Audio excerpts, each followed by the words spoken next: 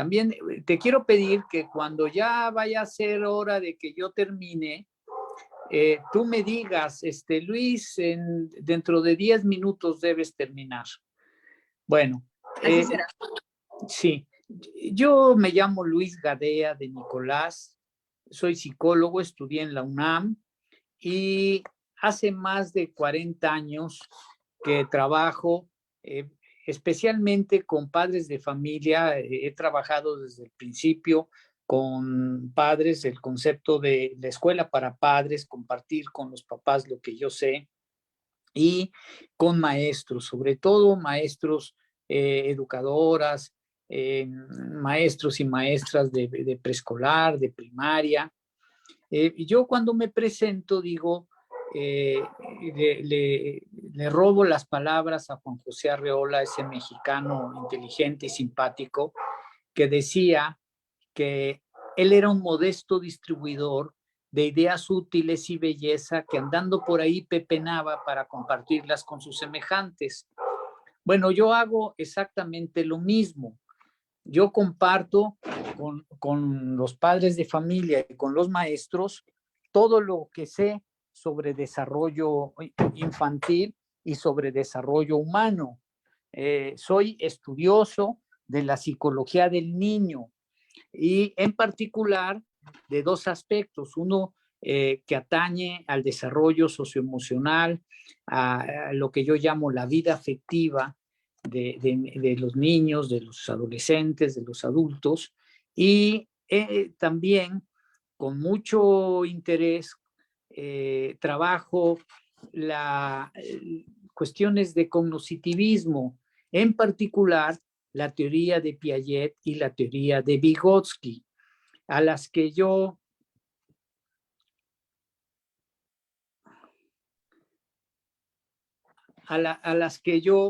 llamo constructivismo mediado. Yo he hecho una síntesis entre esas dos importantes teorías, Piaget y Vygotsky. Bueno, lo que les voy a contar es un recorrido que juzgo fascinante, desde que nacen los bebés hasta que llegan más o menos a la adolescencia. Es el recorrido de la conciencia, cómo se va construyendo la conciencia humana. Vygotsky, cuando se acerca a la psicología tratando de entender cómo se desarrolla la mente humana y cómo se aprende, porque Vygotsky, cuando se acerca a la psicología, era maestro de literatura en una escuela secundaria y él quería saber de qué manera, a través de su práctica pedagógica, a través de la literatura, de la poesía, que era su fascinación, que eran su fascinación, se podía desarrollar la mente humana al máximo, digamos, alcanzar las cimas más altas a las que puede aspirar la mente humana.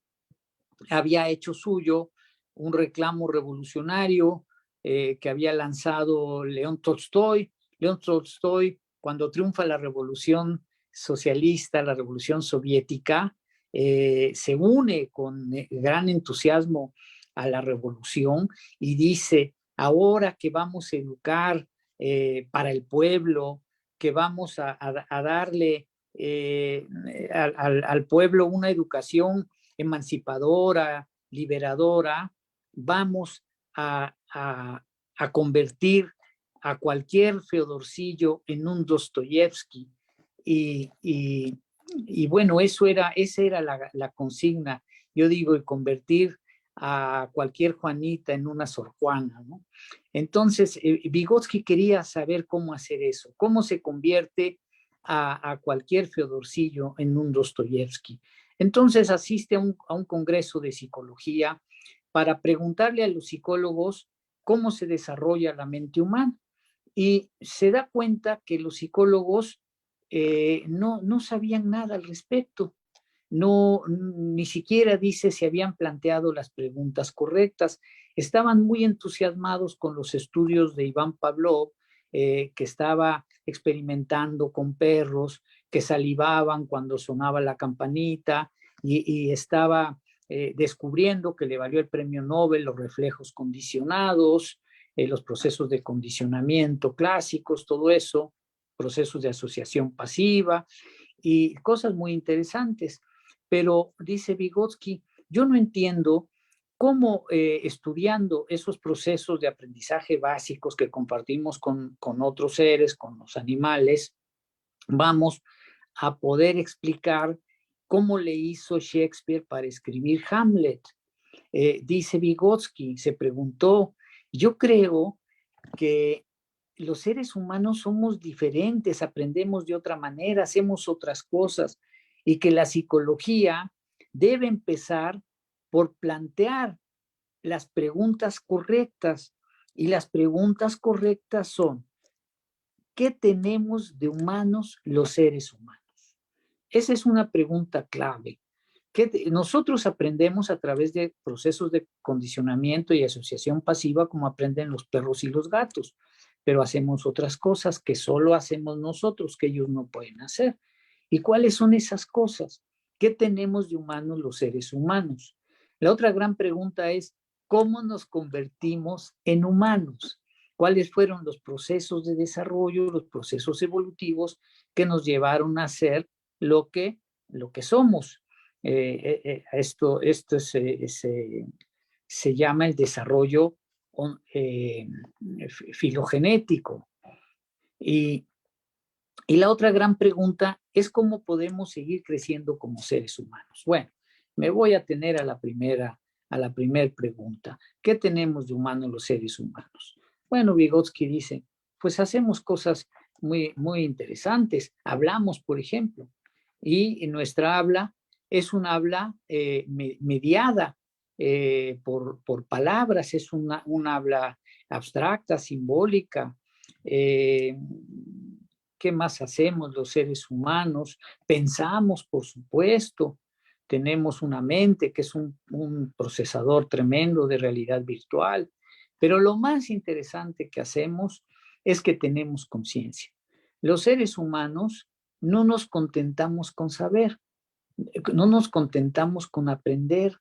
Sabemos que aprendemos y sabemos que los demás también saben. Y sabemos que los demás también saben que nosotros sabemos que saben. Eso es tener conciencia. Es un lujo tremendo. Podríamos funcionar perfectamente si solo pudiéramos aprender. No tenemos ninguna necesidad, digamos, no nos confiere ninguna ventaja evolutiva el saber que sabemos. Sin embargo, seguimos evolucionando hasta alcanzar estos niveles de conciencia fascinantes. Y esto es a lo que se refiere mi charla de ahorita.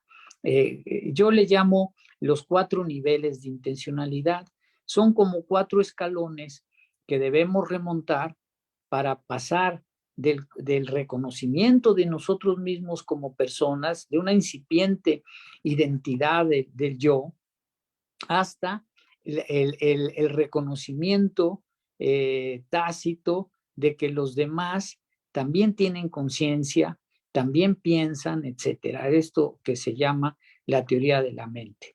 Entonces, son 4 grandes estadios, 4 grandes niveles que hay que recorrer, es un camino que todos nosotros debemos transitar. Digamos, para alcanzar un desarrollo pleno como personas. El primer nivel de intencionalidad se refiere al reconocimiento de uno mismo. El que te veas en el espejo, el que el bebé se vea en el espejo y diga, ese que está ahí soy yo. Claro, no sucede así porque no saben hablar y todavía falta mucho para que digan eso, pero sabemos que los bebés hasta los 8 meses, hasta el año más o menos, si se ven en el espejo, no saben que el bebé que está reflejado en el espejo son ellos mismos. Intentan tocarlo, intentan jugar con él, le sonríen, etc. Entonces, la primera hazaña intelectual de los bebés es que se vean en el espejo y se reconozcan, que tomen conciencia. Es una especie de conciencia inconsciente, lo voy a llamar así, de su propio ser. ¿Me siguen oyendo bien? Bueno. Sí, perfecto, Sí. perfecto, Luis. Ah, Luis, bueno. creo que tu cámara está tapada con algo porque ya logramos encenderla. No sé. Ah, bueno. A ver, checa si la destapas o no sé dónde la tengas. Ah, puede ser, no sé. Porque ya está encendida. Sí, a ver.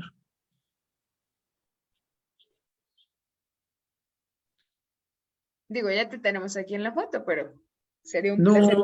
No sé. No sé qué le pasa, ¿no? No te preocupes. Adelante, adelante. Estoy bañado y peinado y me da mucho coraje que no me vean porque me peiné. Bueno, Adelante, adelante. lo siento mucho. Hoy tuve todo género de problemas técnicos. ¿Dónde fue más? Bueno, entonces, el primer nivel de intencionalidad. ¿Cómo es que el niño llega a darse cuenta de que existe? ¿Cómo es que llega a reconocerse, a alcanzar lo que en psicología se llama la fase del espejo, verte en el espejo y decir ese que está ahí soy yo?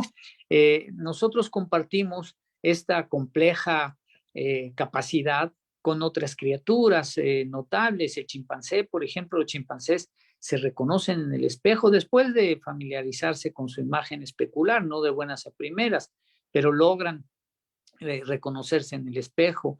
También los gorilas, también los orangutanes, todos los monos antropoides.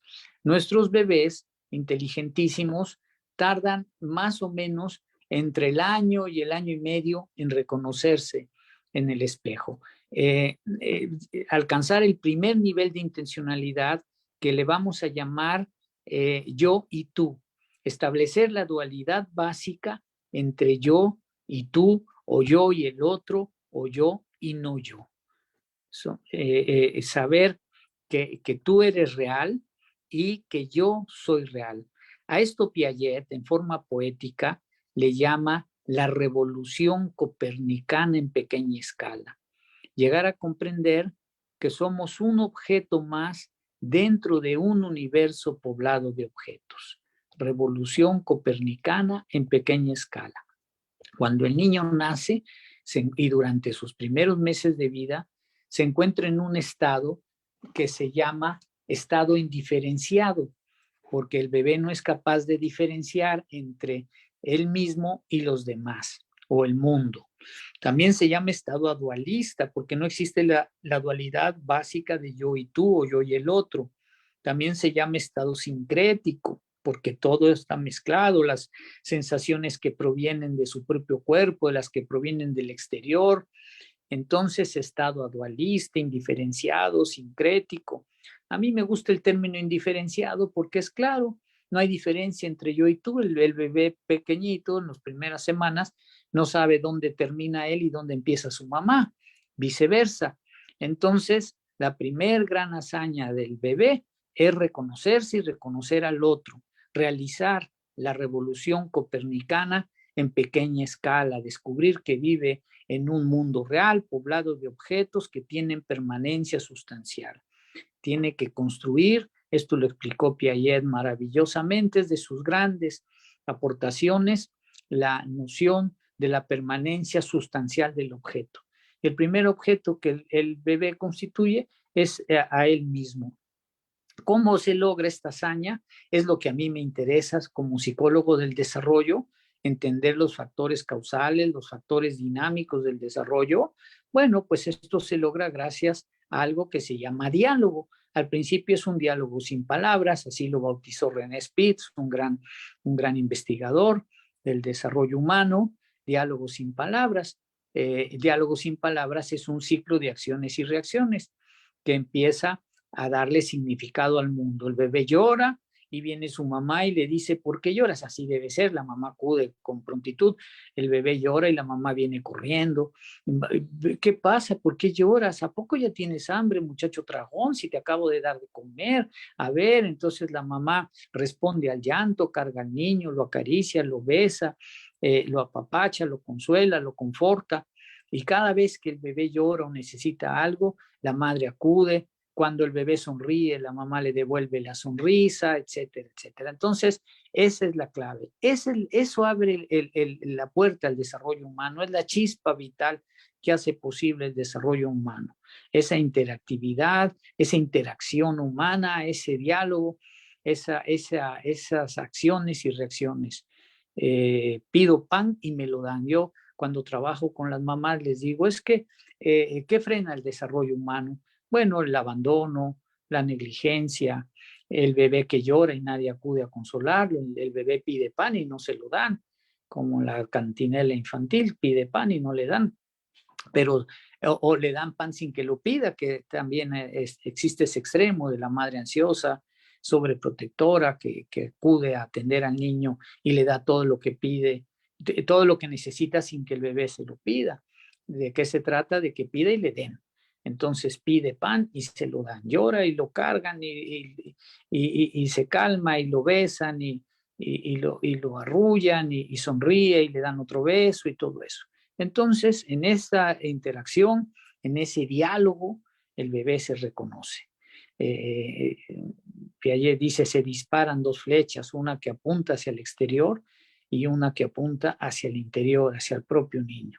Y más o menos digo, a partir del año, el bebé logra establecer, aunque sea en forma primitiva, la dualidad básica del yo y el tú.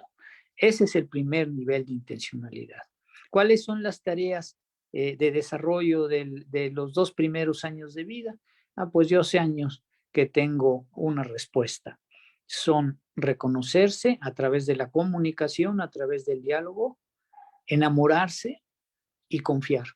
El bebé, una vez que reconoce la existencia cabal de su madre, que realiza esa revolución copernicana en pequeña escala, le proyecta su amor y se establece lo que el psicoanálisis llama una relación de objeto libidinal.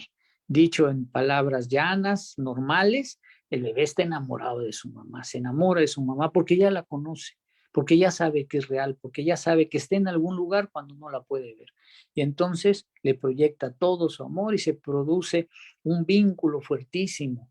Es un momento estelar del desarrollo humano, porque ahí el niño amado, atendido, confortado, asegurado, es un niño que arraiga en su corazón el deseo de amar y ser amado, que es lo que lo proyecta a la aventura humana. A partir de ese deseo de amar y ser amado, el niño va a aprender todo lo que tiene que aprender. ¿Por qué los seres humanos trabajamos y queremos ser mejores? Porque tenemos la necesidad de ser amados. Lo hacemos en función del deseo de amar y ser amado. Entonces, ese es el aspecto energético del desarrollo, un aspecto clave. Y bueno, entre ese vínculo hace que se refuerce ese conocimiento de sí mismo como persona y se ahonde también en el plano de la conciencia. Entonces, el primer nivel, yo y tú. Yo me reconozco y reconozco tu existencia cabal a través del diálogo, a través de la comunicación. Luego el niño, voy a dar un brinco, en el ínterin, desde que estaba dentro del vientre y tenía ya más o menos 6 meses de gestación y ya estaba su aparato auditivo más o menos apto, ya empezaba a recoger los sonidos del ambiente, se sabe que los bebés oyen lo que hay afuera, lo que se habla afuera del vientre a partir de los 6 meses. Les llega el sonido ambiental, la conversación de las personas, mitigada por las paredes del útero, pero empiezan a recoger los sonidos que producen las personas, la voz de las personas que les rodean. Se sabe esto No se especula, se sabe porque los bebés balbucean desde el momento del nacimiento en su lengua materna. O sea, los bebés producen con más frecuencia los sonidos vocálicos de los hablantes que tienen cerca. Bueno, el caso es que desde que nacen son especialistas en algo que se llama aprender a hablar. Y si hay suficiente estimulación, es decir, adultos deseosos de comunicarse, adultos platicadores, que le brinden lo que los especialistas llaman el input lingüístico, le platiquen al niño, bueno, pues el niño va a empezar a hablar. Bueno, no va a empezar a hablar, va a empezar a desarrollar pues todo lo que tiene que desarrollar para más o menos a partir del año producir sus primeras palabras, secuencias muy complejas desde el punto de vista de la articulación, reconocer el mundo, porque antes de hablar, primero necesitas conocer el mundo para que entonces tengas de qué hablar. Yo digo entre broma y veras que los niños pequeños, los bebés no hablan, ¿y por qué no hablan? ¿Porque no saben? No, porque no saben de qué hablar, porque primero tienen que sustancializar el mundo y conocerlo para poder referirlo mediante las palabras. Entonces, hay un aspecto cognitivo, conocer el mundo, tienes que aprender a comunicarte, que es el gran reto de los niños pequeños, tienes que desarrollar todas esas habilidades complejas de tipo motor para poder reproducir los sonidos mediante el aparato fonador, todo eso. Y entonces es complejo, pero los niños vienen especialmente dotados para ese aprendizaje. Y más o menos, vamos a decir, ya brincando etapas, que un niño que tiene mamá sensible, comunicativa, papá, abuelos, todo eso, toda esa fauna de acompañamiento, pues más o menos a los 3 años ya va a ser un hablante muy competente. Es un niño que está bien estimulado y que no tiene ningún defecto físico, por supuesto, porque lo primero que hay que asegurarse, que hay que asegurar cuando un niño nace es que oiga bien, porque el déficit auditivo es tremendamente comprometedor. Compromete más que el déficit visual. Entonces, con el tamiz auditivo nos daremos cuenta de que el niño no tiene ningún defecto y si oye bien y le platican, pues va a aprender a hablar. Fíjense que en la Universidad de Harvard, el doctor Kenneth Case hizo un estudio, grabó a las mamás voluntarias, para ver cuántos enunciados le brinda una madre normal, común, de clase media, escolarizada con escolaridad de prepa, que esa era la muestra de mamás del doctor Kenneth Case, madres escolarizadas que habían terminado la prepa por lo menos y que eran de clase media. Bueno, esa mamá, la mamá de ese tipo, ¿cuántos enunciados produce en el primer año de vida? ¿Cuántos enunciados le brinda a su hijo? Un enunciado es un turno comunicativo, no es ni una oración ni una frase. Un enunciado puede tener muchas oraciones, puede ser muy largo, puede ser muy corto. Por ejemplo, la mamá se acerca al bebé que ya despertó y le dice, buenos días, hijo. Oye, hoy no está lloviendo, hoy amanecimos con sol y te voy a sacar al patio para que te dé un poquito de sol porque el día está muy, muy bonito. Y ahí se calla la mamá y todo eso fue un enunciado, un solo enunciado. Es decir, un enunciado es un turno comunicativo. Y si el niño ya se sabe comunicar con una sonrisa, que le va a brindar a la mamá cuando termine su enunciado, va a tomar su turno y va a producir su propio enunciado. Entonces, bueno, de esos turnos, estos intercambios, al principio no son intercambios, los dos turnos los toma la mamá, pero ¿saben cuántos enunciados cuantificó el doctor Kenneth Case?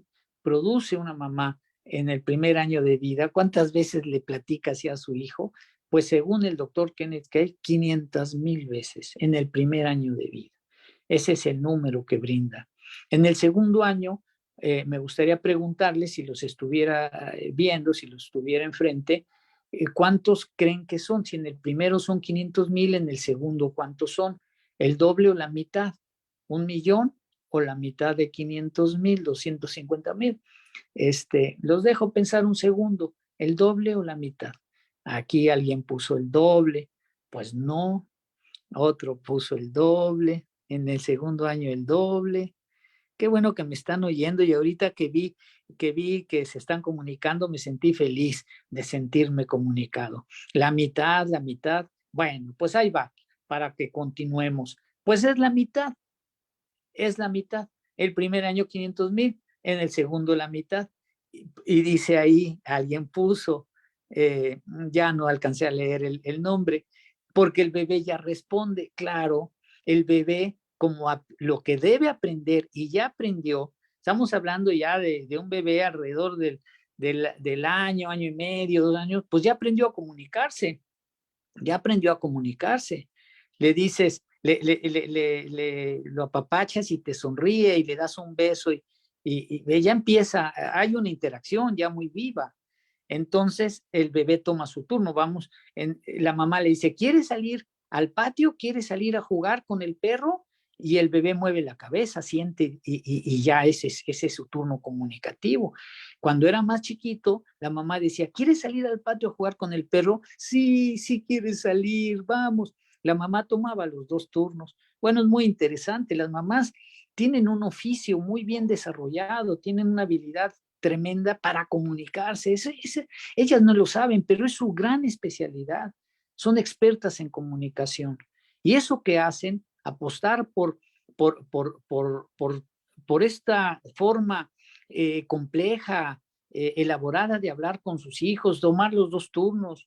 ¿Quieres que le hablemos a la abuela para que venga a comer con nosotros? Sí, sí, vamos a hablarle a la abuela para que venga, ¿no? Ya habrá el momento en el que el bebé mueva su cabecita y diga sí, ¿no? O te diga sí. Bueno, entonces, estos intercambios comunicativos, que son la esencia, por supuesto, para el desarrollo del lenguaje, harán que un niño bien estimulado, que no tiene defecto físico, que tiene mamá platicadora, etcétera, etcétera, a los 3 años ya domine los 3 aspectos fundamentales del lenguaje humano. ¿Cuáles son? El fonético, ¿sí? Que hable bien y ya empiece a pronunciar todas las vocales y las consonantes y todo ese asunto, que ya el aspecto fonético más o menos lo tenga dominado. Eso es muy complejo. eh, lo aprendes de chiquito, aprendes la fonética de tu lengua materna, y cuando creces y quieres aprender la fonética de otra lengua te cuesta mucho trabajo, es muy, muy complejo, muy complejo. Eh, Se puede dominar la fonética de un par de lenguas o de 3 si de bebé te exponen a hablantes nativos, si no te va a costar mucho trabajo dominarla. Pero bueno, eh, está el aspecto fonético. Estamos hablando de un niño de 3 años que ya habla, como la mayoría de los 3 años, de los niños de 3 años que ya hablan bien. Entonces, domina el aspecto fonético, domina la sintaxis, la gramática de su lengua, y domina el vocabulario básico, ya un léxico muy amplio. Ya tiene un niño de 3 años un léxico muy amplio, un vocabulario extenso. Y como ya habla, entonces ya te puede empezar a decir con palabras lo que quiere. Y te dice, como me dijo mi hijo Emilio, un poquito antes de cumplir 4 años, íbamos caminando, veníamos de su jardín de niños rumbo a la casa, caminando, y pasamos por una tiendita, y me dijo, papá, entramos a la tiendita y me compras una Fanta de naranja, ¿no? Yo en broma digo, una Fanta de 600 mililitros, pero no, eso no es verdad que me lo dijo. Pero sí me dijo, papá, entramos a la tiendita y me compras una Fanta de naranja. Y le dije yo, no, no, no, es hora de comer. Si te tomas una Fanta ya no vas a querer comer. Y me dijo, es que saben muy ricas, cómpramelas, saben muy ricas. El otro día la probé y saben muy ricas. Y le dije, bueno, pero primero comemos y luego te traigo a la tiendita, y toda esa negociación. El caso es que mi hijo me pudo decir con palabras lo que quería. Y Vygotsky dice una cosa hermosa: cuando el niño ya puede decirte con palabras lo que quiere, ocurre el momento estelar del desarrollo psicológico humano. Ese momento estelar del desarrollo psicológico humano es cuando el niño que ya te puede decir con palabras lo que quiere, se lo empieza a decir a sí mismo.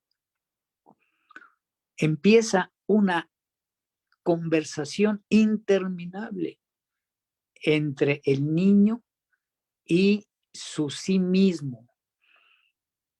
Cuando yo voy por la calle o estoy sentadito en mi casa haciendo cualquier cosa, casi siempre estamos yo y mí mismo conversando. Decía Machado, converso con el hombre que siempre va conmigo. Mi soliloquio es plática con este fiel amigo, con este buen amigo. Una vez que ya puedes decirle al otro con palabras lo que quieres, empiezas a platicar contigo mismo al tiempo que platicas con el otro, porque por ejemplo ahorita yo estoy platicando con ustedes, aunque no los vea, pero al mismo tiempo estoy platicando conmigo mismo. Y antes de abrir mi boca digo, ¿y qué les digo? ¿Y cómo se los digo? ¿Y con qué sigo? ¿Y en qué tono? Y creo que aquí ya me estoy extendiendo mucho y bla, bla, bla. Y no paro de platicar conmigo mismo al tiempo que platico con ustedes. Yo y mí mismo conversando. Esto es el momento estelar del desarrollo psicológico humano. Ahí, diría Rigoberta Menchú, nos nace la conciencia. Cuando nosotros podemos empezar a conversar con nosotros mismos. Mi sobrina Altair tenía 4 años justos de edad, estábamos comiendo una sobremesa buenísima, éramos 8 o 10 personas a la mesa, felices, conversando, y de repente Altair, que estaba ahí junto, bueno, no junto con nosotros, era un comensal más en la mesa, de repente mi sobrina volteó y le dijo a su mamá, mamá, puedo decir perro en mi cabeza. Mamá, puedo decir perro en mi cabeza. Yo solté los cubiertos y me paré a buscar un cuaderno para escribirlo. Altair, de 4 años recién cumplidos, dijo, mamá, puedo decir perro en mi cabeza. Altair se percató de que tenía conciencia, de que tenía mente, de que había palabras dentro de su cabeza, que era una mente con cabeza y una cabeza con mente. Bueno, una cuestión preciosa.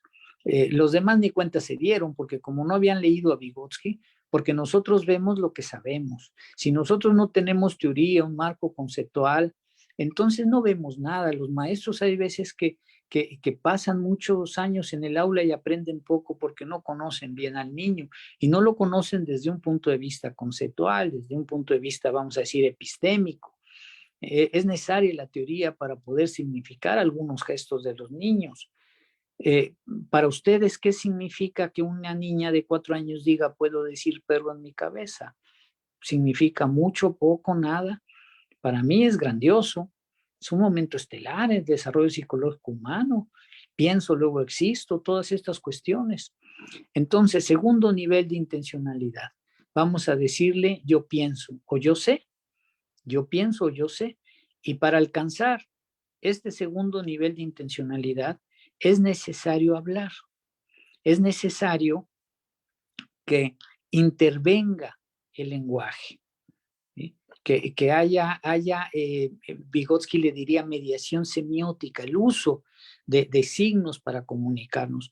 Cuando somos bebés, aprendemos a comunicarnos sin palabras con nuestra querida madre, a través de gestos, sonrisas, llanto. Pero luego aparecen las palabras y ahora se trata de una comunicación mediada por palabras, mediada por sistemas simbólicos.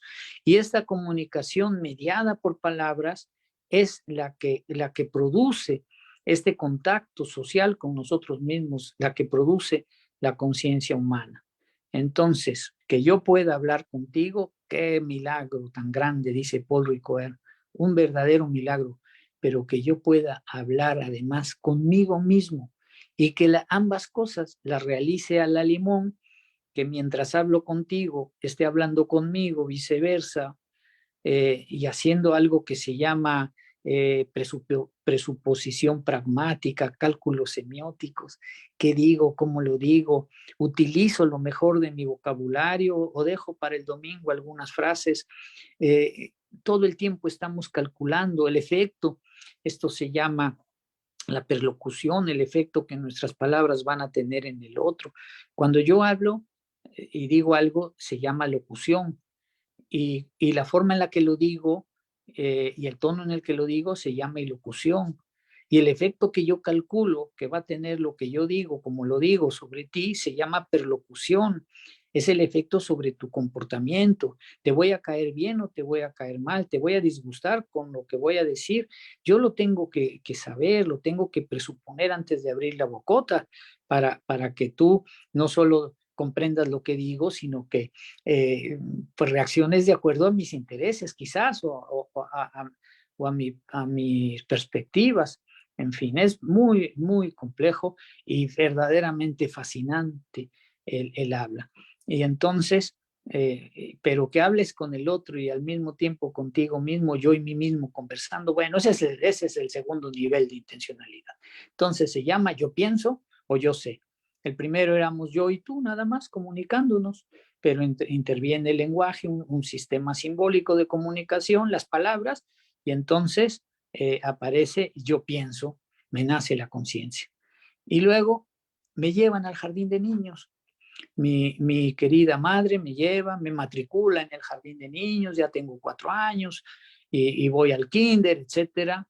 Y de repente en el patio de recreo me topo con unas criaturas que son como yo, que tienen más o menos las mismas cualidades y las mismas competencias y qué sé yo, no sé, y son unas criaturitas como yo.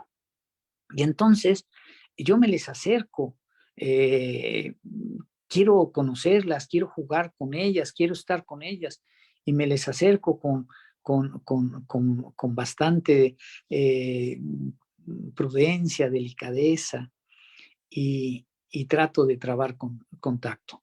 Bueno, esto ocurre normalmente en el patio de recreo.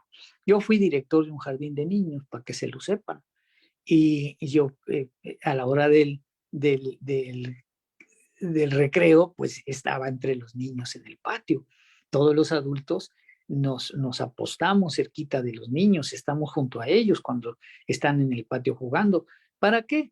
Pues para verlos, para evitar conflictos, accidentes, etcétera. Siempre estamos al pendiente de ellos. Entonces, pues yo estaba parado junto a dos niñas, justo de 4 años también, justo de 4 años. Si llegaron a pararse junto a mí sin percatarse de que estaba yo ahí parado. Y de repente las oigo. Una le dijo a la otra, oye, fulanita, ¿jugamos? Y la otra le dijo, sí, sale, jugamos. ¿Y a qué jugamos? A las señoras, propuso la primera. Y la otra volvió y dijo, no, yo quiero jugar a las comadres. No, yo no quiero jugar a las comadres, pues yo tampoco quiero jugar a las señoras, pero yo sí quiero jugar, pues yo también, pero primero a las comadres, etcétera, etcétera. Eso le vamos a llamar tremendo encontronazo de voluntades, tremendo encontronazo de personalidades, yo no sé. ¿Y qué resulta de ese encontronazo? ¿Qué resulta?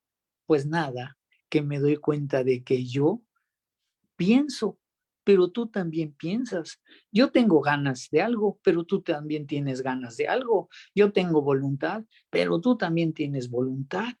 Ese encontronazo con el otro hace que como consecuencia resulte la mente humana en todo su esplendor. El tercer nivel de intencionalidad, yo pienso que tú piensas. Yo sé que tú sabes.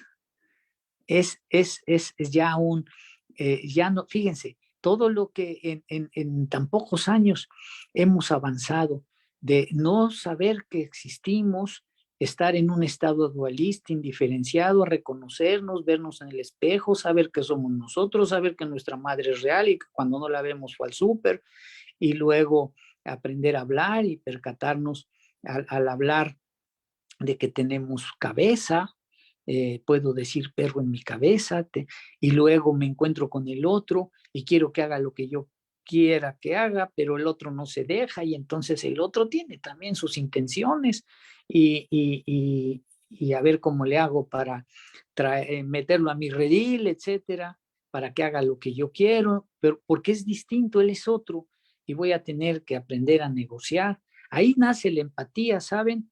Los Harlow, hermosos investigadores del desarrollo humano, sobre todo en las cuestiones afectivas, afirman que la empatía surge entre los pares nada más, no surge en otra condición, solo surge entre pares. A través de esa negociación es donde aprendes a ponerte en los zapatos del otro. Entonces, tercer nivel de intencionalidad. Y falta uno, y falta uno.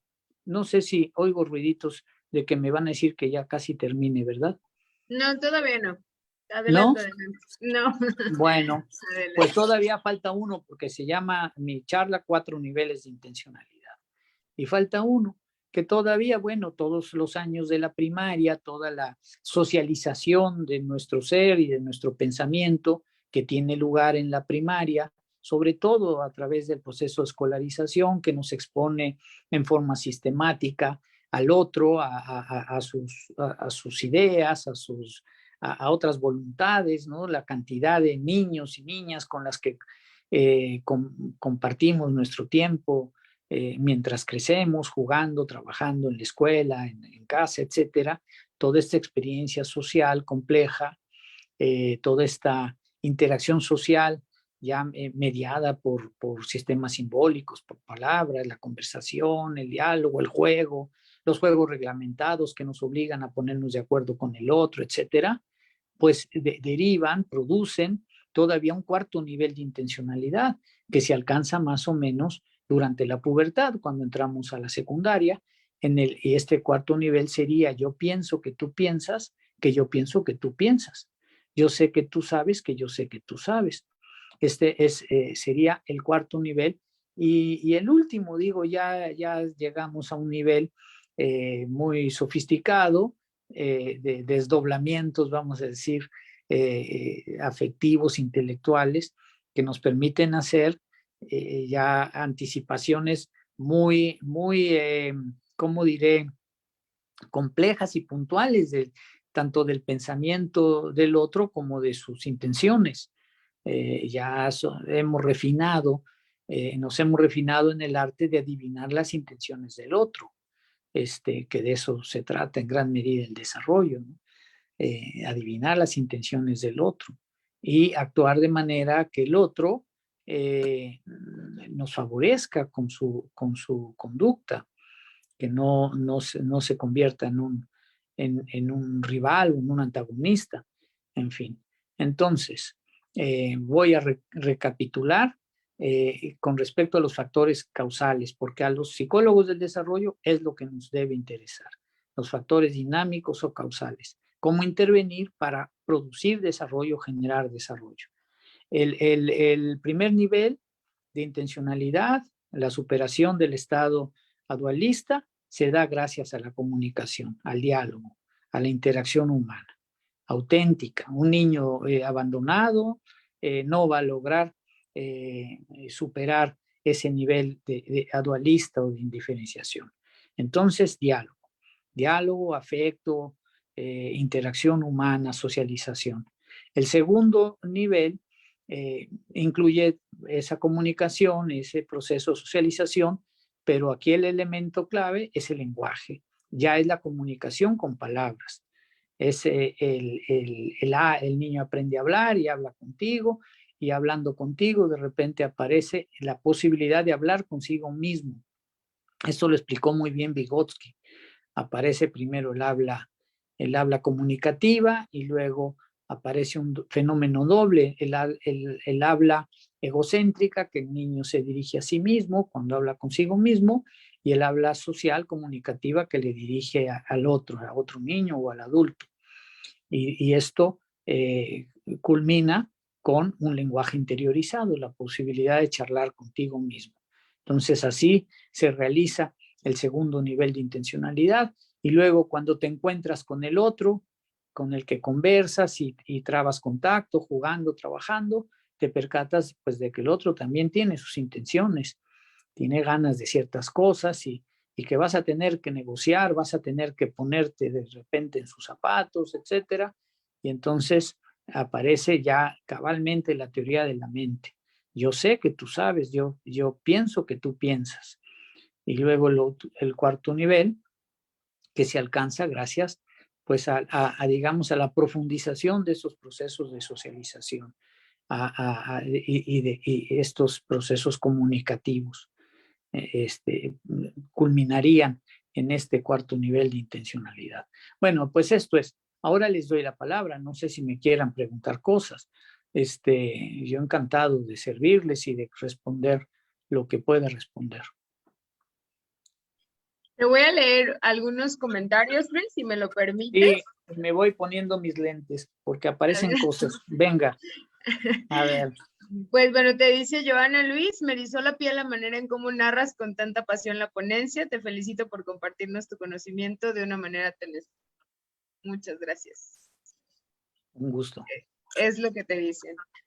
Qué gusto. Ana nos dice excelente manera de compartir. Gracias, Ana. María, coincido con Joana, yo no tengo mucha paciencia, pero la verdad escucharte dan ganas de experimentar con niños y su mundo. Sí, son fascinantes. Aida, pues te siguen aventando flores, Luis, sencillez de su persona y mucho conocimiento. Gracias. Que no les hizo falta la cámara, ya ves, hablando de comunicación, te hablan y te dicen acerca pues sí, de pero que no les hubiera dado gusto verme porque estoy peinado, bañado. Eso sí, no tengo duda.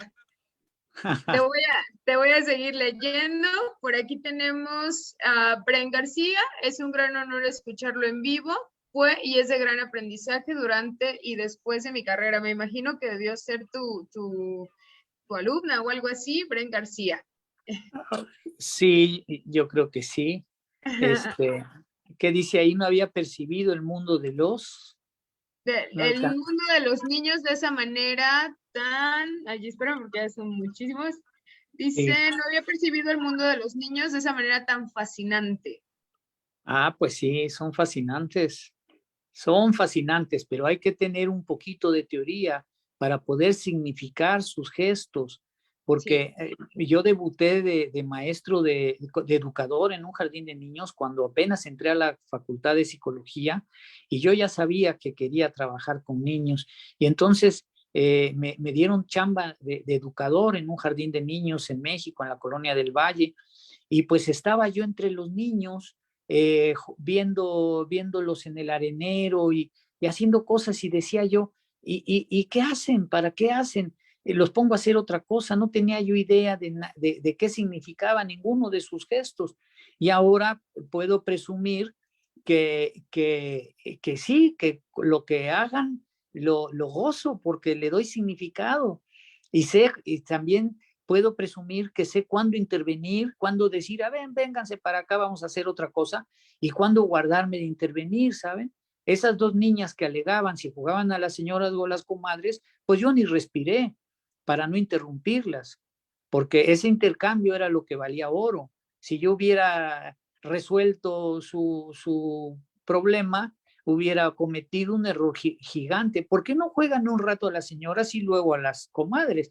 ¿Me entienden? A veces intervenimos de maneras fatales, ¿no? Ahí tú te quedas, yo ni siquiera volteé a verlas para no interrumpirlas. Pasan, Dime, sí. dime. Adelante, adelante.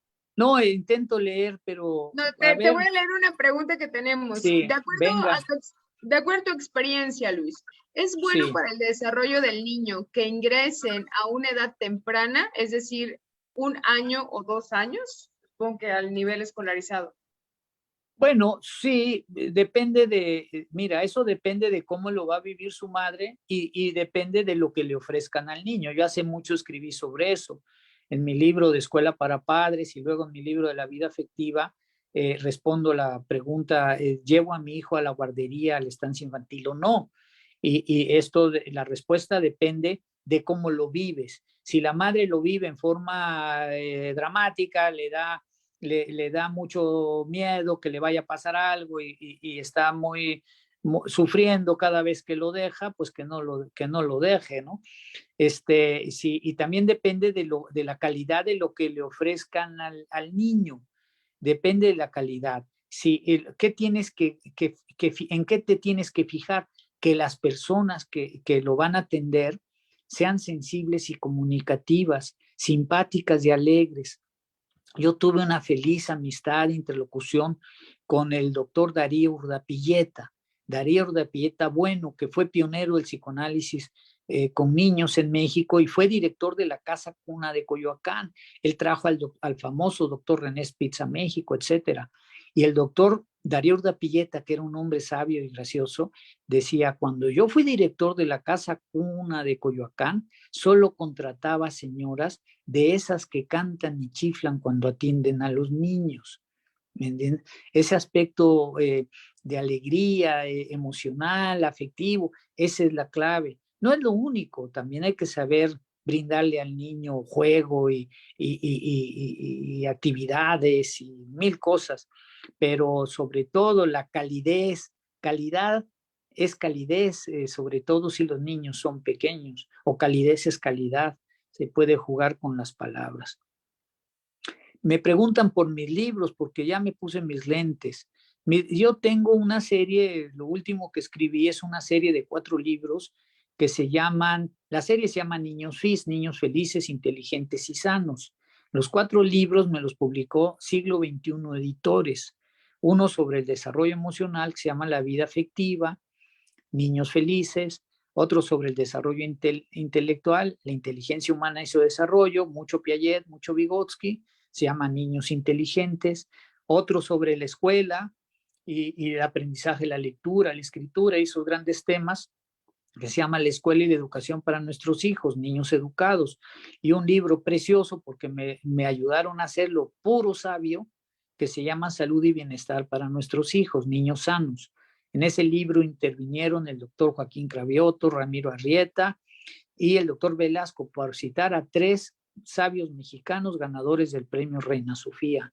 El doctor Felipe Mota, que en paz descanse, que era el decano del Hospital Infantil de México, que me regaló el capítulo sobre hidratación y rehidratación oral. Y un libro precioso porque consulté a los más grandes especialistas en salud que hay en México, porque yo no soy médico, entonces yo los fui a ver, los entrevisté. ¿Qué deben saber las mamás para cuidar la salud de sus hijos? Y les emocionaba la cuestión. Les decía, usted dígame qué les debo compartir, porque lo que usted sabe, yo se los voy a platicar, yo lo voy a compartir con ellas. Y eso les entusiasmaba mucho y me trataban muy bien. Entonces son 4 libros, Niños FIS, Niños Felices, Inteligentes y Sanos, y los tiene Siglo XXI Editores. Bastará con que entren al catálogo Siglo XXI con mi nombre, Luis Gadea de Nicolás, y ahí aparecen mis libros. Ahorita voy a publicar un cuento que hice hace muchos años que se llama Livemor, que tiene que ver con el proceso de vinculación afectiva, con el enamoramiento primero entre madre e hijo. Ese libro forma parte como ilustración de mis 2 libros dedicados a la vida afectiva. Desde 1991 lo publiqué en mi libro de Escuela para Padres y Maestros, pero ahora va a salir como cuento ilustrado, así como va a ser un cuento aparte. Y quedó muy bonito, Y lo está ilustró. buenísimo, Luis. A mí Sí. me encanta Livemor. Ah, bueno, pues qué bueno. Pues lo escribí hace casi 30 años y lo acaba de ilustrar un gran ilustrador que fue mi alumno en la primaria, que fue mi alumno en el kinder y en la primaria, un niño que creció conmigo en la escuela que yo dirigía y que ahora es un gran ilustrador. Se llama Víctor Loyo, es un artista. Y Víctor le puso las ilustraciones al cuento y ya está en la imprenta. Livemore, pero así como cuento ilustrado solito, no como parte de mis demás libros. Dice, porfa, pasan los nombres de los libros. Pueden encontrarlo en Google, ahí nada más googleen Luis Gadea y Siglo XXI, la editorial Siglo XXI, y ahí aparecen mis libros. Inteligencia humana y su desarrollo, la vida afectiva, la escuela y la educación para nuestros hijos, salud y bienestar para nuestros hijos. 2 de mis Tenemos 2 libros. participaciones, Luis. Sí, Sara venga. levantó la mano y también Ramses. Primero le damos la palabra a Sara. ¿Sale? Hola, muy buenas noches. Un gusto conocerlo a través de la voz. ya que se nos permitió, no nos dio el deleite de verlo en la cámara. Pero ahí está mi foto. Sí, tengo Ese de la dos dudas. foto no es Brad Ajá. Pitt. Ah, ¿Eh? tengo dos dudas. Una, Sí, sobre la metacognición. ¿Esta sí. entonces aparece en el tercer nivel? Ya que cuando interactuamos con el otro y sabemos que también tiene conciencia de sí y también tenemos que hacer esta parte de la negociación. Bueno, Ese es mira, uno. es, Ajá. es, sí me gusta lo que dices porque es entre pregunta y afirmación. Los procesos metacognitivos pues sí tienen que ver ya con estas habilidades comunicativas complejas, pero bueno, se van dando poco a poco. Por ejemplo, nosotros en la escuela donde yo trabajaba, por ejemplo, a los niños que ya saben hacer algo, niño de primero, segundo de primaria, que ya sabía hacer sumas o restas, ya dominaba alguna operación aritmética, le decíamos, a ver, ayúdale a tu compañero a hacer esas sumas, ayúdale a resolver ese problema y, y, y, y ayudando al otro, se daban cuenta de que sabían, o sea, transitaban de saber a saber que sabían. Eso, aunque no sepan que saben, pero ya saben que saben, porque al ofrecerle al otro la respuesta se percatan de que conocen la respuesta, pero que sepan que saben cuál es la respuesta, pues eso quizá tarde un poco más, pero siempre que nos comunicamos con el otro, hay procesos metacognitivos, no en niveles tan altos de abstracción, pero hay procesos metacognitivos. Yo me acuerdo una niñita de primero que estaba haciendo sumas precisamente y lo hacía muy bien y ya le había enseñado a su compañero y todo. Y yo me acerqué y le dije, oye, ¿qué estás haciendo? Sumar. Y cuando sumas, ¿qué haces? ¿Qué haces cuando sumas? ¿Qué estás haciendo? Y entonces se quedó un rato cavilando, viendo el techo, pensando con ganas. Y de repente volteó y me dijo, cuando sumas, juntas, juntas, me dijo. Pero ese juntas le salió del alma. Juntas, primero dijo, cuando sumas, juntas. Ah, pues eso ya es un claro proceso metacognitivo. Metacognitivo significa pues ir más allá del conocimiento, saber que se sabe, conocer que se conoce. Y yo creo que poco a poco vamos a través de cualquier acto comunicativo percatándonos de que sabemos lo que sabemos. Pero bueno, es a veces una pregunta nos permite, digamos, tomar esa conciencia. A veces necesitamos esa pregunta o volver explícito el conocimiento, la explicación. Es el valor tremendo de las explicaciones. Cuando te piden que lo que sabes lo cuentes, lo expliques. Y entonces ahí te percatas. Dices, lo pude decir, lo pude explicar, sé que lo sé. ¿Sí? Aunque no digas sé que lo sé, pero ya sabes que lo sabes, no sé. Es un tema muy interesante, pero la metacognición, bueno, depende de representar lo que se sabe mediante algún lenguaje simbólico y comunicarlo, ¿no? Representar, comunicar. Entonces aparece más o menos a los 6 años eso. Pues fíjate que estoy pensando que sí, a los 6 años es ya muy evidente. Más bien la pregunta sería, digamos, a los 4 años, cuando Altair dijo, ¿puedo decir perro en mi cabeza? Pues yo siento que fue una clara, ¿cómo diré?, acto de metacognición. ¿Sí? No solo puedo hablar, sé que sé hablar, sé que puedo decir palabras, que hay signos en mi cabeza, que por cierto es lo único que tenemos en la cabeza, signos. No tenemos cosas, tenemos signos, pero saber que yo tengo signos o palabras en mi cabeza, pues es un gesto metacognitivo. Ok, y ya por último, ¿cómo podría ser el proceso menos, no sé, como impactante para el niño? En cuestión, por ejemplo, yo que doy psicoterapia en un centro de salud, pues yo atiendo de niños desde 5 años hasta personas de 85 y más. Sí. Entonces, muchos llegan con un proceso de que les dolió en la infancia, de que mamá se iba a trabajar, esta huella de abandono, pero no era porque mamá las hubiera abandonado, o sea, se sentía como abandono porque mamá tenía que salir a trabajar, pero ellos no lo entendían como tal de que mamá no está conmigo porque no me quiere, sino porque tiene que salir a trabajar. Entonces, ¿cómo sería para las mamás un proceso más llevadero que no fuera tan impactante al niño y que lo sientan como un abandono?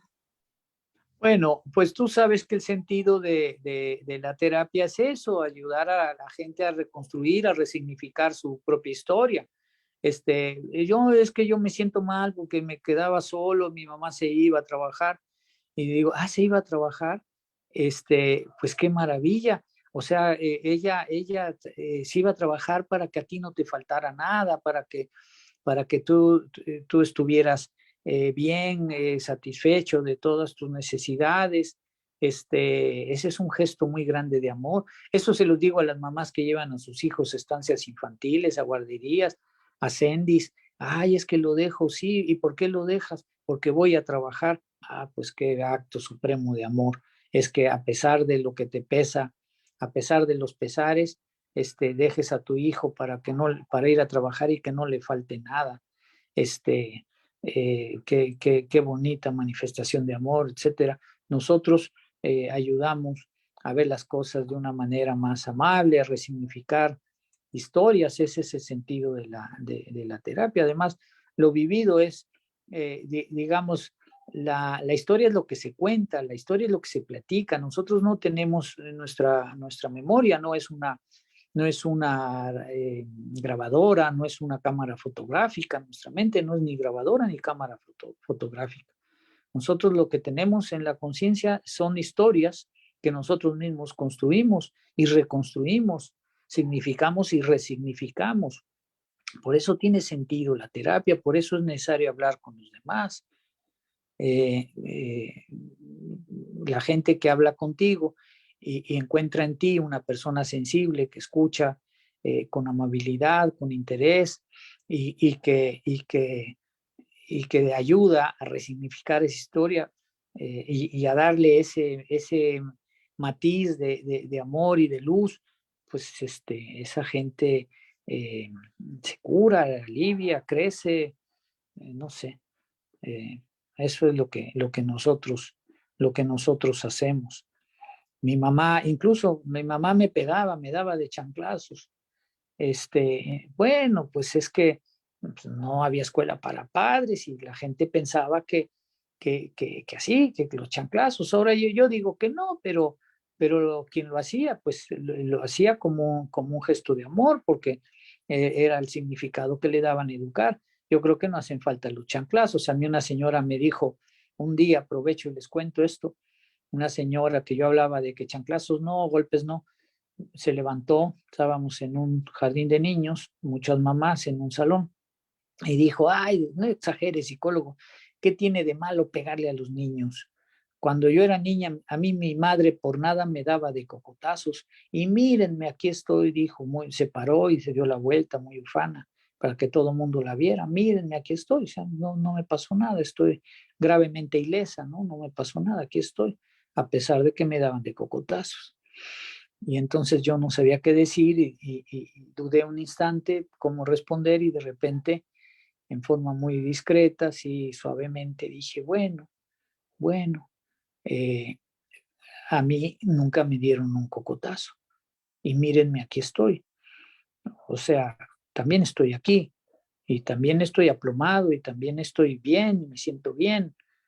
Entonces, pues pondré en duda los cocotazos. Usted dice que está aquí, una persona educada, que hace el bien, porque le dieron cocotazos. Pues yo soy una persona plomada, educada, que busco hacer el bien y no me dieron cocotazos. Entonces, refuto la tesis de los cocotazos. En fin, pero bueno, hay mamás que me han dicho, papás, no, pues a mí me daban duro, pero porque me querían mucho y me querían educar y me querían hacer una persona de bien y por eso me daban de cinturonazos. Bueno, pues sí, fue un acto de amor, y que no se repita. No sé. no sé. Muy interesante esta visión, Luis. Me llena el alma escucharlo porque te he seguido en muchas conferencias y veo cómo marcas bastante esta tesis de los no cocotazos. Ah, sí. Le vamos a dar la palabra a Ramsés. Tiene una Sí, pregunta para ti. Adelante, por favor. Ramsés. Venga, Ramsés. Tienes tu micro apagado, Ramsés. Ahí. No te escuchas. Ya lo aprendiste, pero no se escucha. Ya se vio que lo aprendiste, pero no se escucha nada. No, tampoco.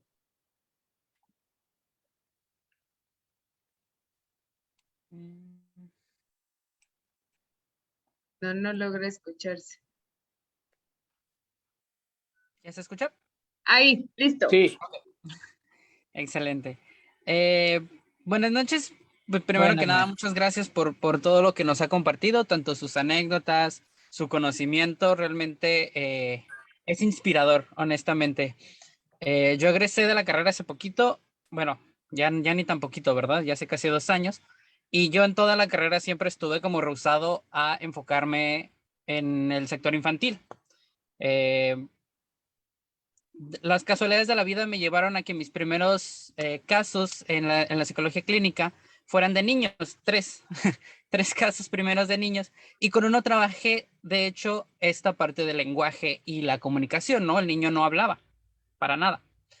Entonces, trabajando con el niño y todo, enseñándole pues todos los aspectos de la vocalización, las pronunciaciones, la fonética, etcétera, descubro el mundo de los niños, ¿no? A través de los ojos y la experiencia de este pequeño niño que no se comunicaba verbalmente, pero tenía muchas otras formas de comunicarnos lo que quería, lo que sentía. Y entonces aquí es donde viene también mi pregunta, ¿no?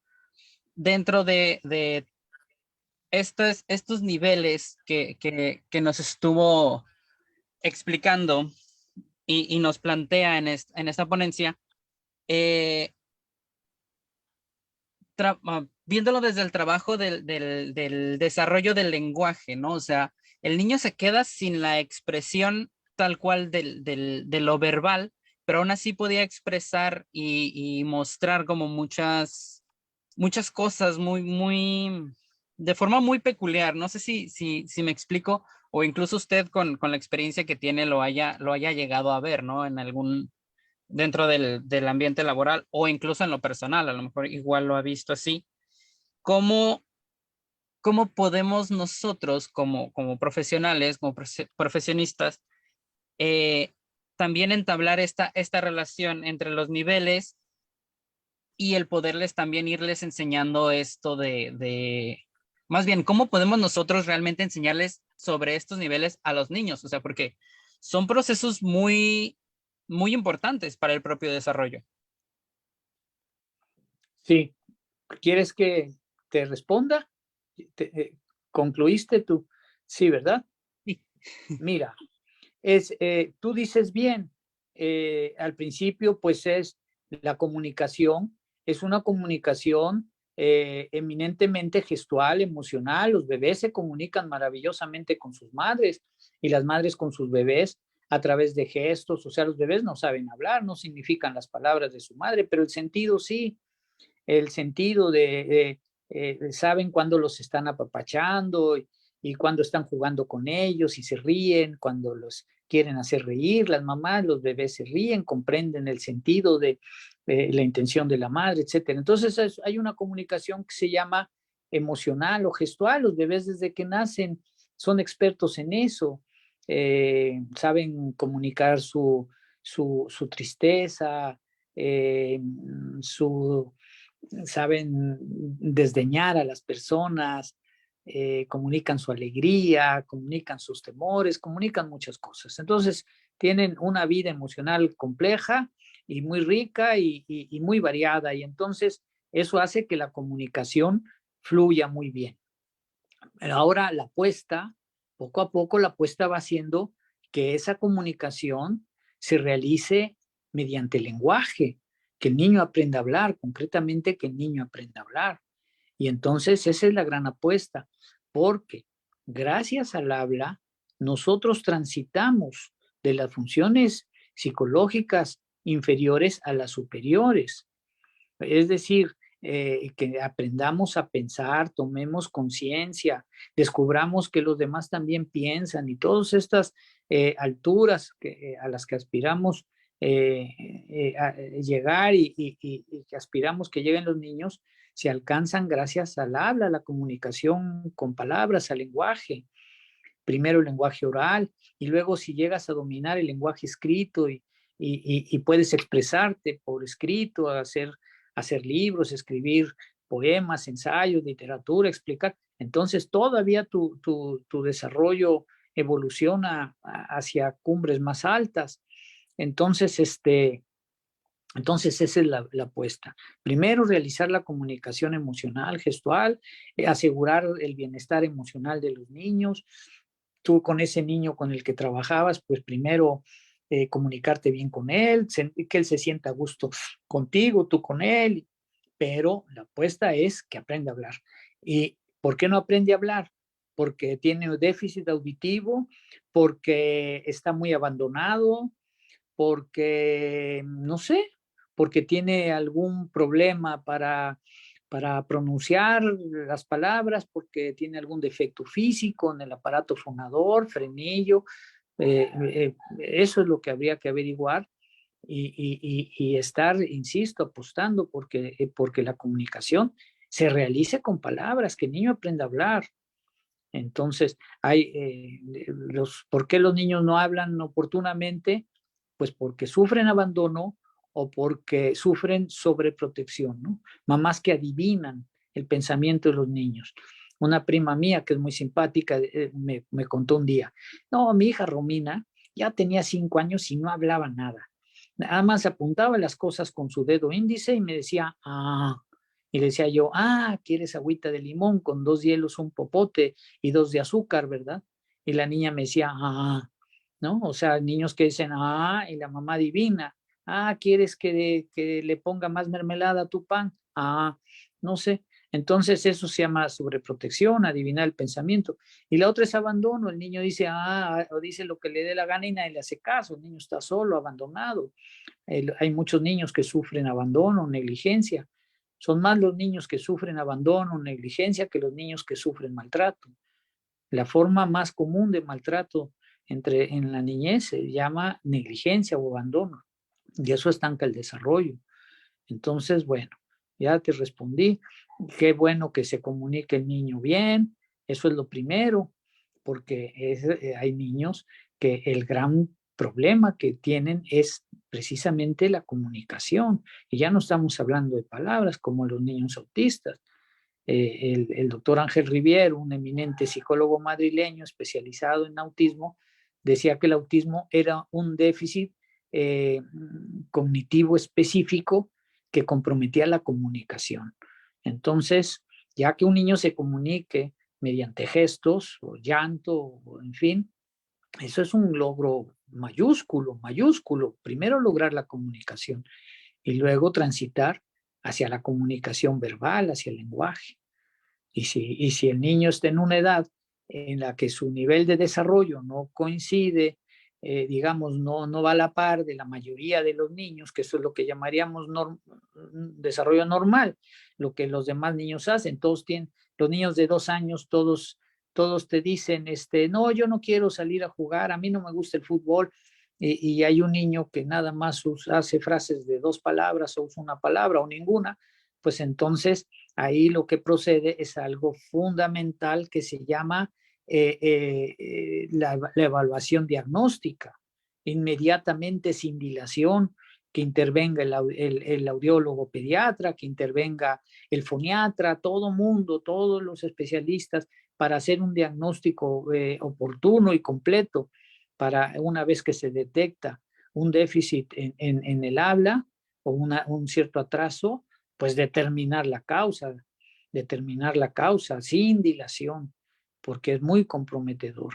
El niño que entra a la escuela con déficit lingüísticos, vamos a decir, que no habla tan bien como los demás, pues empieza a sufrir muchos problemas, a atrasarse, a sufrir a lo mejor burlas, no sé, eso le va a provocar malestar. Entonces, hay un concepto clave en psicología, se llama pesquisa precoz, diagnóstico oportuno de déficit de desarrollo. Uno de los grandes servicios que podemos prestarle los especialistas a los niños es detectar cualquier defecto, cualquier atraso, detectarlo oportunamente y provocar que se actúe, porque hay mamás que ya saben que el niño no habla bien, pero no hacen nada, que ya saben que el niño no oye. Me pasó una vez en Baja California, en La Paz, le dirigí la palabra a una niña de 2 años y la mamá volteó y me dijo, no le hable, no le oye, es sorda. Y le dije, pero ya está yendo al especialista, le van a poner su prótesis auditiva, le van a hacer un implante coclear. No, nada de eso. ¿Y por qué? Porque no tengo dinero. Casi le pego a la mamá, casi le pego. Le dije, pues robe, señora, robe un banco, pero usted no puede resignarse a que la niña no oiga. Así, no le hable porque no oye. La mamá estaba consciente del tremendo defecto de la niña y no hacía nada para remediarlo. Digo que casi le pego, o sea, me enojé. No, ¿cómo les diré?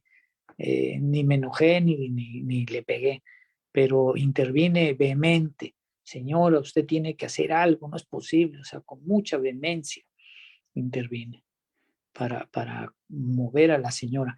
Y si yo hubiera sido, digamos, director del CENDI al que llevan esa niña, pues yo me hubiera movido junto con la mamá, hubiera presionado al máximo, casi como, pues si no me trae mañana la responsiva médica, no dejo entrar así, no sé cómo, pero hay que intervenir en forma rápida y oportuna y qué sé yo.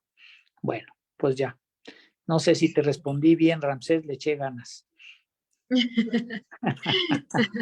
Muchísimas gracias, Luis, muchísimas gracias. Te voy a leer una última pregunta que tenemos por aquí, hablando justamente de eso. Nos dice María, ¿qué ocurre en estos niveles cuando hay una deficiencia auditiva o cuando hay patologías o no hay madurez suficiente para generar el insight?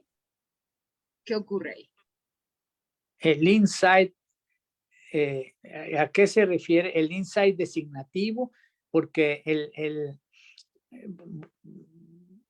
bueno, pues yo insight lo entiendo como la toma de conciencia, ¿no? La definición que conozco de insight es que por ejemplo, lo de mi sobrina Altair, puedo decir perro en mi cabeza, ese es un insight, ese es un momento de toma de conciencia, que depende de que, claro, realices el habla. Aquí la condición para que se produjera ese insight es era el habla.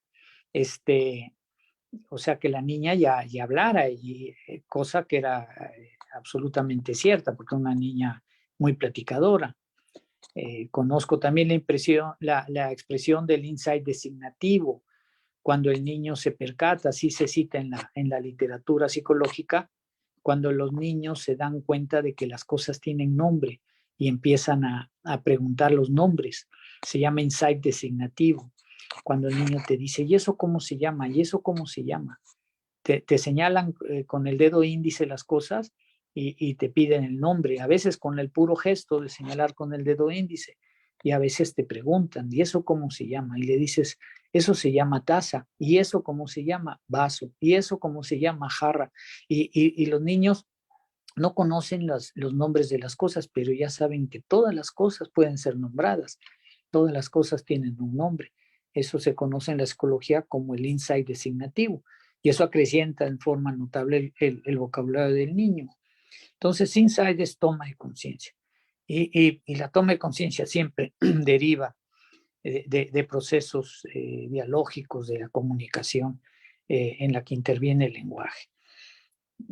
La toma de conciencia se da por el lenguaje. Vygotsky, cuando entendió esto, dijo, Pues entonces tenemos que oralizar a los sordos. Vygotsky entendió esto, entendió cómo habla y pensamiento se ligan, son dos caras de la misma moneda. Entendió que la conciencia es contacto social con uno mismo, pero un contacto mediado por el lenguaje. Y entonces cuando se percató de la liga íntima, la relación íntima entre lenguaje y pensamiento, entre pensamiento y conciencia, dijo, y los sordos que no hablan porque no oyen, los sordomudos, entonces no van a alcanzar estos niveles de desarrollo, no van a transitar por todos estos niveles de intencionalidad. Hay que enseñarles a hablar. Y enfocó todas las baterías Vygotsky, no solo en seguir profundizando en la comprensión de estos fenómenos psicológicos, sino en entender cómo desarrollar las técnicas adecuadas para oralizar al sordo. Vygotsky fundó el Instituto de Educación Especial de Moscú, que allá en Moscú, bueno, en Rusia y en Cuba le llaman Instituto de Defectología. El Instituto de Defectología, que viene a ser como el Departamento de Educación Especial en la Unión Soviética, lo fundó Vygotsky.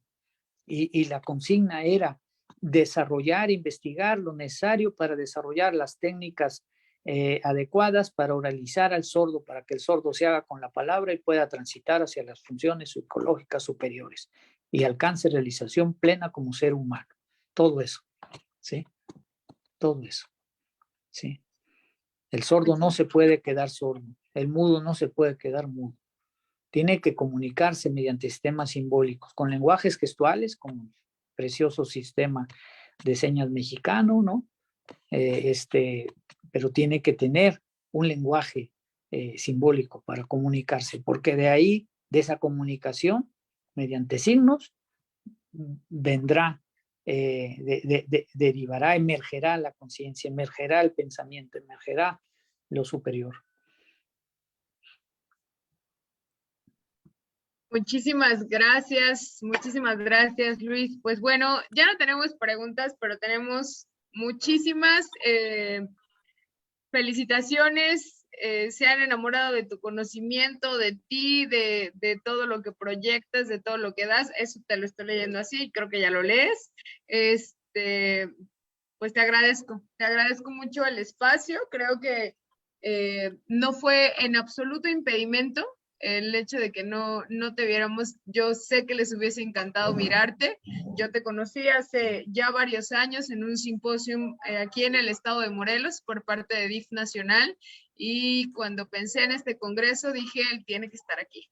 Entonces, gracias, no, gracias a ti. Y pues a la vez, Luis, permíteme por favor, pues otorgarte este reconocimiento, agradecimiento y constancia, Luis Gadea Nicolás, por tu participación como ponente con el tema Los 4 niveles de intencionalidad en nuestro primer Congreso Internacional de Psicología Aplicada.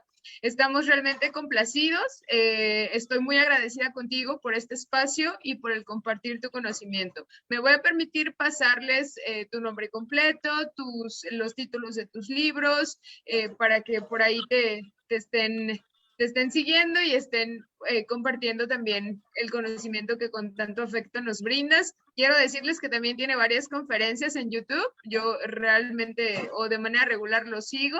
Es muy importante que pues nos sigamos nutriendo con este tipo de contenidos. Luis, ha sido un verdadero placer. Muchísimas gracias.